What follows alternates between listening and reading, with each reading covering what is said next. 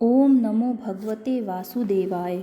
नमस्कार दोस्तों, मैं मीरा स्वागत करती हूँ आप सभी का आपके अपने YouTube चैनल भक्ति के रंग मीरा के संग पर। यूं ही हरिनाम संकीर्तन सुनने के लिए कृपया इस चैनल को लाइक सब्सक्राइब करें। पसंद आए तो वीडियो को शेयर भी अवश्य करें। तो आइए आरंभ करते हैं भगवान बृहस्पति देव जी की व्रत कथा। जो भी भक्त सच्ची श्रद्धा एवं भक्ति के साथ गुरुवार का व्रत करता है या कथा को सच्चे मन से सुनता और सुनाता है, भगवान लक्ष्मी नारायण एवं भगवान बृहस्पति जी उसकी संपूर्ण मनोकामना पूर्ण करते हैं, धन धान्य में वृद्धि करते हैं एवं इस लोक और परलोक में उद्धार करते हैं। इस दिन केले के वृक्ष की पूजा की जाती है। केले की जड़ में गुड़, मुनक्का एवं चने की दाल चढ़ाई जाती है एवं घी का दीपक जगाकर भगवान लक्ष्मी नारायण एवं बृहस्पति देव जी की आरती की जाती है।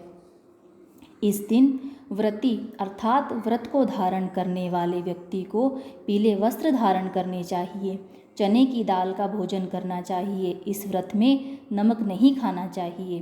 पीले रंग का फूल, चने की दाल, पीले कपड़े एवं पीले चंदन से भगवान की पूजा करनी चाहिए। इस व्रत को करने से बृहस्पति जी अति प्रसन्न होते हैं तथा धन और विद्या का लाभ होता है। बोलो बृहस्पति भगवान की जय। कथा आरंभ। ओम नमो भगवते वासुदेवाय। ओम नमो भगवते। किसी गांव में एक साहूकार रहता था जिसके घर में अन्न, वस्त्र और धन किसी की कोई कमी नहीं थी, परंतु उसकी स्त्री बहुत ही कृपण थी। किसी भिक्षार्थी को कुछ नहीं देती थी। सारे दिन घर में कामकाज में लगी रहती।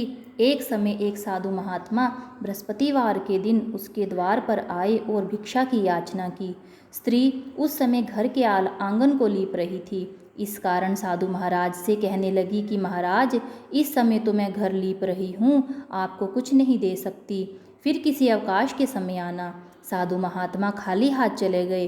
कुछ दिन के पश्चात वही साधु महाराज आए। उसी तरह भिक्षा मांगी। साहूकारनी उस समय लड़के को खिला रही थी। कहने लगी, महाराज मैं क्या करूं, अवकाश नहीं है, इसलिए आपको भिक्षा नहीं दे सकती। तीसरी बार महात्मा आए तो उसने उन्हें उसी तरह से टालना चाहा, परंतु महात्मा जी कहने लगे कि यदि तुमको बिल्कुल ही अवकाश हो जाए तो मुझको भिक्षा दोगी। साहूकारनी कहने लगी कि हाँ महाराज, यदि ऐसा हो जाए तो आपकी बड़ी कृपा होगी। साधु महात्मा जी कहने लगे कि अच्छा, मैं एक उपाय बताता हूँ। तुम बृहस्पतिवार को दिन चढ़ने पर उठो और सारे घर में झाड़ू लगाकर कूड़ा एक कोने में जमा करके रख दो। घर में चौका इत्यादि मत लगाओ। फिर स्नान आदि करके घर वालों से कह दो उस दिन सब हजामत अवश्य बनवाएं। रसोई बनाकर चूल्हे के पीछे रखा करो, सामने कभी ना रखो। सायंकाल को अंधेरा होने के बाद दीपक जलाया करो तथा बृहस्पतिवार को पीले वस्त्र मत धारण करो, ना पीले रंग की चीज़ों का भोजन करो। यदि ऐसा करोगी तो तुमको घर और का कोई काम नहीं करना पड़ेगा। साहूकारनी ने ऐसा ही किया। बृहस्पतिवार को दिन चढ़े उठी, झाड़ू लगाकर कूड़े को घर में जमा कर दिया। पुरुषों ने हजामत बनवाई, भोजन बनवाकर चूल्हे के पीछे रखा। वह सब बृहस्पतिवारों को ऐसा ही करती रही। अब कुछ काल बाद उसके घर में खाने को दाना ना रहा। थोड़े दिनों में महात्मा फिर आए और भिक्षा मांगी, परंतु सेठानी ने कहा, महाराज मेरे घर में खाने को अन्न नहीं है, आपको क्या दे सकती हूँ। तब महात्मा ने कहा कि जब तुम्हारे घर में सब कुछ था तब भी तुम कुछ नहीं देती थी, अब पूरा पूरा अवकाश है तब भी कुछ नहीं दे रही हो, तुम क्या चाहती हो वह कहो। तब सेठानी ने हाथ जोड़कर प्रार्थना की कि महाराज अब कोई ऐसा उपाय बताओ कि मेरे पहले जैसा धन धान्य हो जाए। मैं अब प्रतिज्ञा करती हूँ कि अवश्यमेव जैसा आप कहेंगे वैसा ही करूँगी।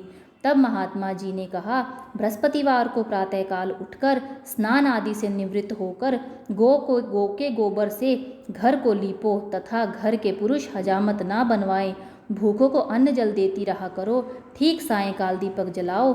यदि ऐसा करोगी तो तुम्हारी सब मनोकामनाएं भगवान बृहस्पति जी की कृपा से पूर्ण होंगी। सेठानी ने ऐसा ही किया और उसके घर में धन धान्य वैसा ही हो गया जैसा पहले था।